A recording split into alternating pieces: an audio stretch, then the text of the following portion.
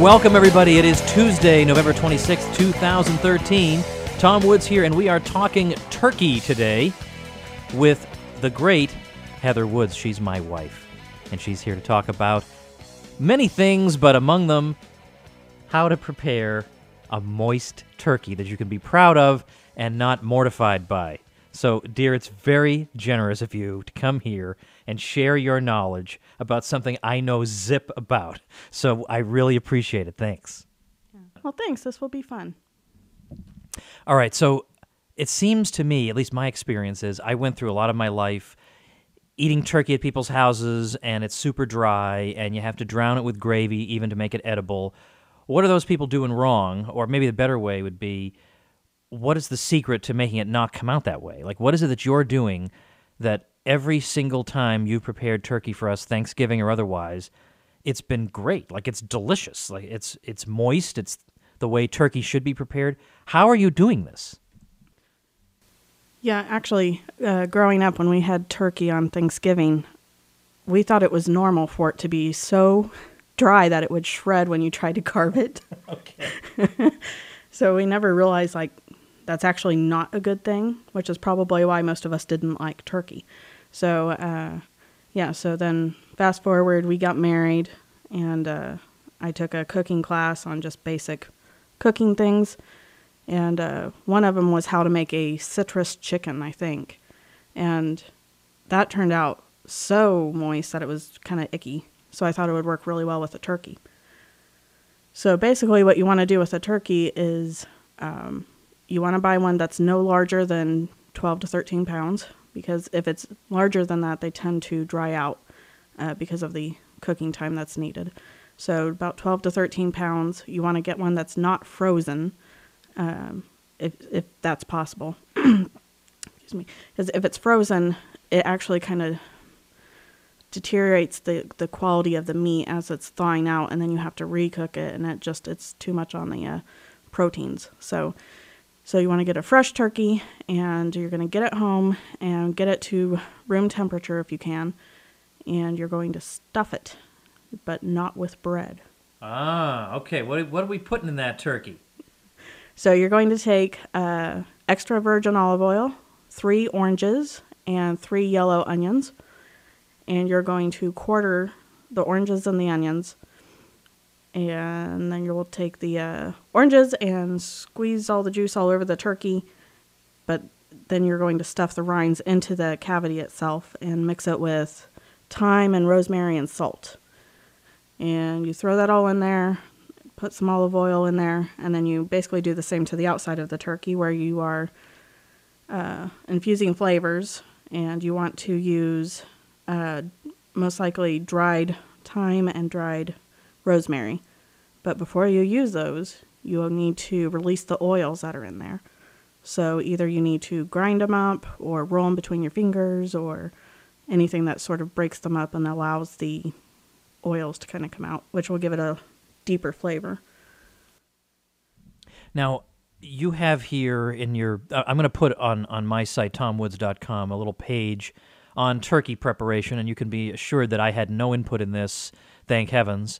I'm going to put a link to my wife's recipe for this at tomwoods.com/turkey. But why are you telling people not to baste their turkeys? You're saying you should take your turkey baster and just throw it out the window? I mean, so the entire turkey basting industry is a big scam? Like, what could be the reason for that? Yeah, actually, if you have a baster, you should probably put it in your blender and grind it up. Okay. I mean, they're absolutely useless.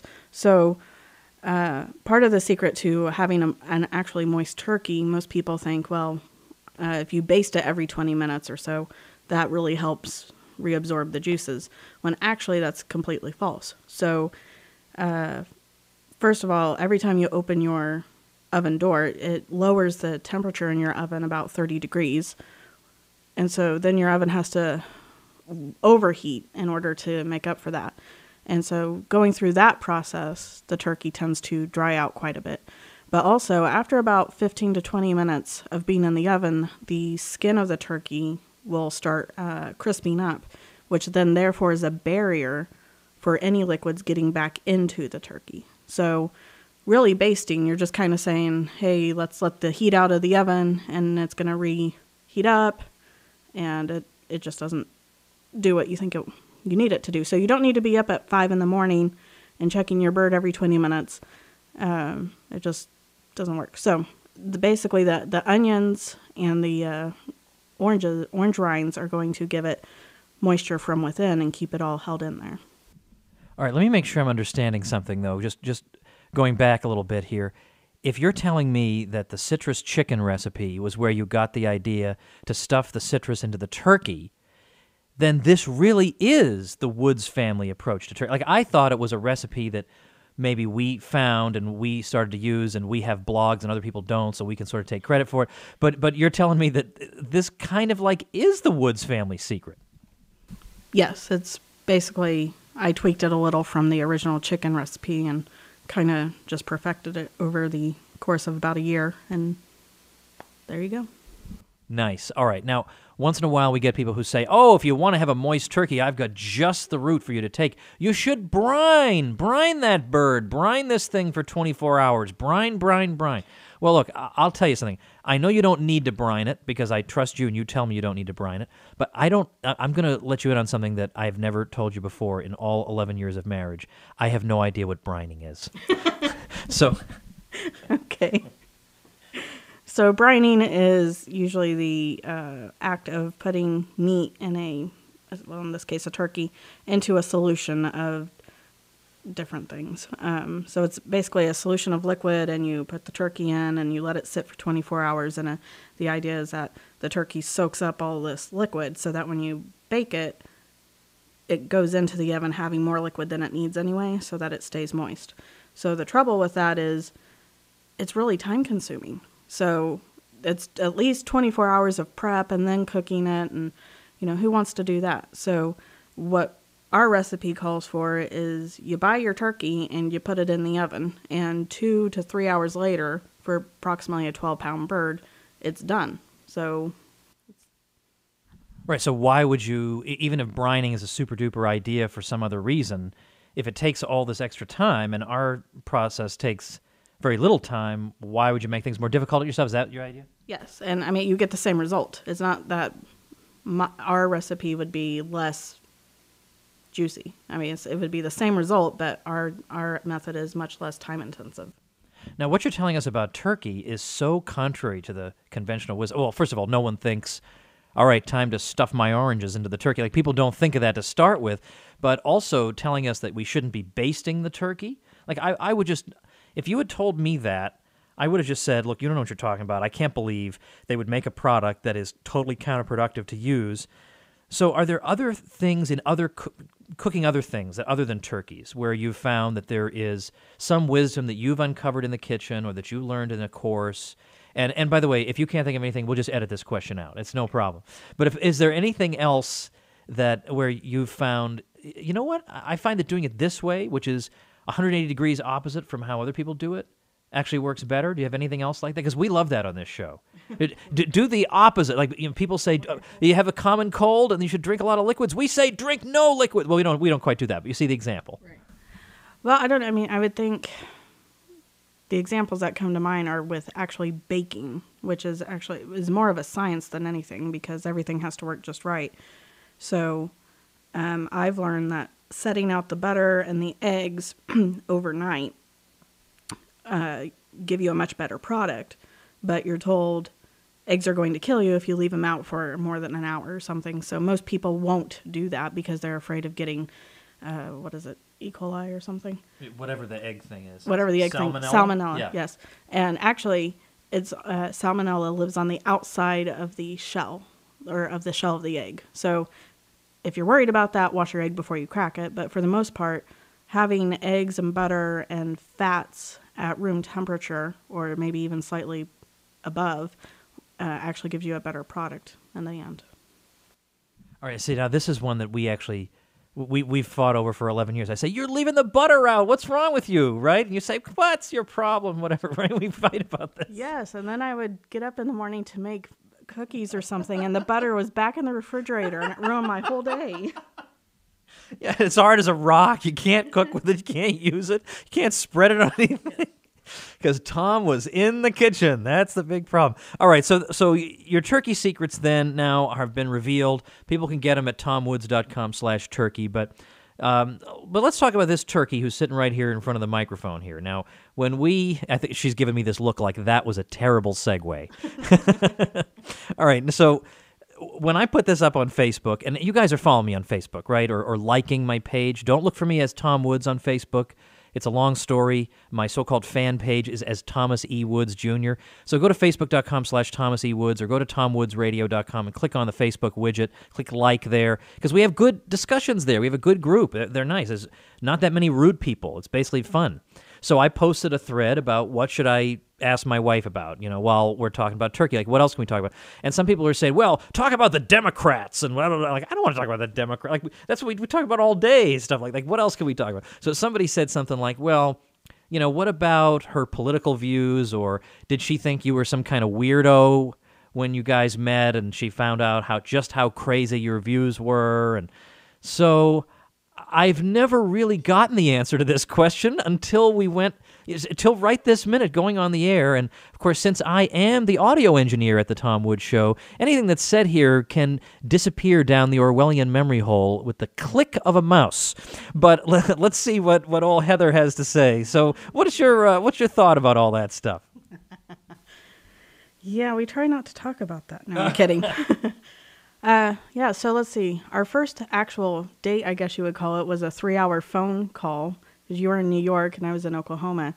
And I think about 2 hours and 45 minutes of that call was... No, don't. No, I'm embarrassed. Yep. No. First it was about Jethro Tull. No, it was not. Yes, it was. That's not true. I refuse to believe that. No, yes, it was.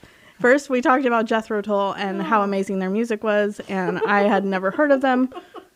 But I wanted to, not lose him. So I was like, yeah, this would be great. And so he sent me a tape, which was actually pretty good music. It was a good tape. It was very good music. I did not talk to you about it on the phone. Yes, you did. Oh. And then we talked about the Mises Institute and... Where's the delete key? Austrian economics. I did not talk to you about that. Oh, my Lord. Yes, you did. You're such a liar. Yeah, but we had emailed before then talking about regular things, right? Sort of. We talked about some regular things. Oh, yeah? Like what? Oh, just life. Like, what are your likes? What are your dislikes? We talked about all kinds of things, about raising children, right? We talked about that. So Not what before else was that there left to talk about at that point except praxeology? Yeah. Well, in fact, when I got off the phone and I said, Mom, have you heard this word praxeology? And she said, no. She said, there is no such word. Where did you come up with that? Yeah, there's no such word. Awesome. Okay. So anyway, yeah, so that was interesting. It wasn't, I don't know, it wasn't weird. I thought it was really interesting, but because I didn't know anything about it, it was hard to, I don't know, grasp onto it, maybe. This is so weird. I insist to people that I am more normal than this sounds. Well, now, after I married you, of course you are. Yeah, right, of course. But, yeah, so, but I remember, over the course of the next few years while we did a lot of phone calls, he asked about how did I feel about the Republicans versus the Democrats? And I had said... So it was sort of a trick question. Yeah, jerk. Anyway, I had said that I didn't really like either because they all seemed to be sort of in the same group, but just focused on different things, and it was just a pain. And he said something along the lines of, I'm so glad you said that. So I guess... I don't know. I mean, some of my instincts were kind of already in your camp, but because I was so young. No, that's okay. Because I was so young, I hadn't developed really theories around it at that point. So I've definitely learned a lot, and some things have changed over the years, and some things have not. So, well, I remember that early on, just because you wanted to know about stuff that I was involved in, like you bought a bunch of books and read them. Like, I mean, it's just great. Now, see, now I'm going to make you embarrassed. So, I mean, but that's honorable. That makes me seem awesome. No, of course it makes you seem awesome. I get that. But honestly, I mean, we read, you read Economics in One Lesson and a bunch of other books like that. And you were kind of doing it on your own. Yeah. And so because you were doing it on your own, one of the things you got was The Theory of Money and Credit by Mises. And I wish you had told me you were doing this, because I would have said, look, I haven't even read The Theory of Money and Credit. Like, it's super scary. Like, if I can read Bob Murphy's study guide, I feel satisfied with my accomplishment. But then, of course, you and I were both very much involved in the Ron Paul campaigns both times, 2008 and 2012. And you remember that night it was Paint the Town Ron, and we had a bunch of college kids, and we had a minivan so we could fit a bunch of people in there, and we went around town. What were we doing?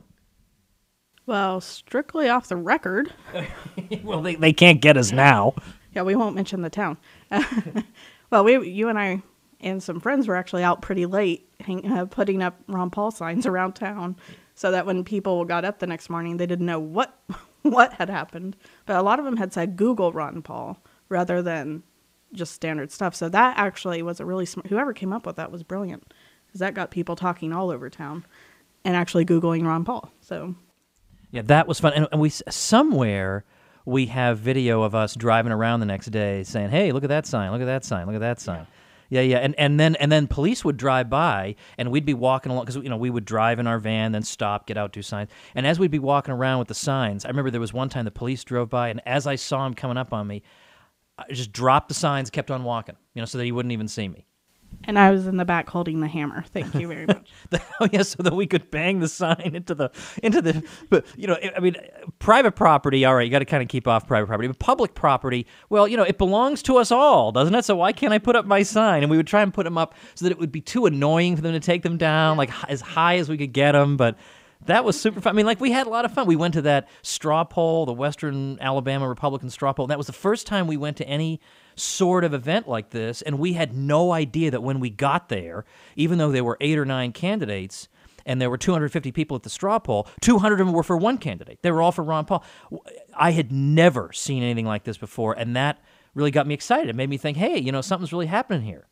Yeah, that was a lot of fun. You meet a lot of good people and a lot of normal people, which was No, you must be thinking of some other group. I don't know.